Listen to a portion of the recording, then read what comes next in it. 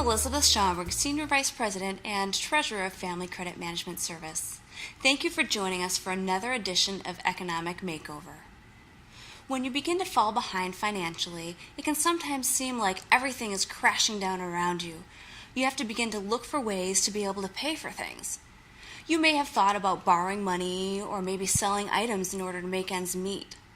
What you should do is look at your current expenses and decide what is most important to you and what you can do without, temporarily. The key word here is temporarily. A crisis budget is only meant to prevent you from falling behind on other, more important expenses in your budget. These are discretionary items that you can do without and still survive.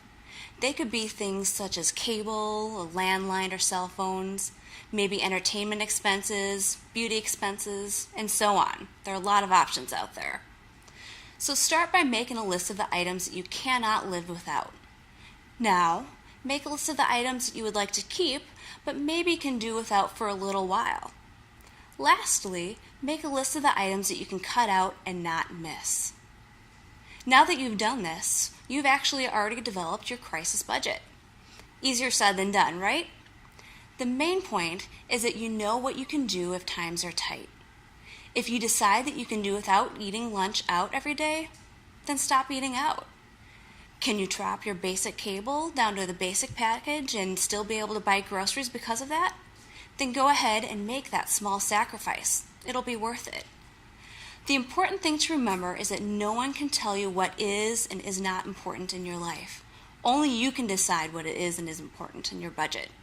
It is important to make this tough decision, but once you decide what is the most important, it'll help you to avoid a major disaster, potentially one that could leave you with a much, much worse situation. If you need help going over your crisis budget, or just any sort of spending plan for your everyday life, please call one of our certified credit counselors. We're certainly glad to help you. Thanks for watching, and we'll see you again next week.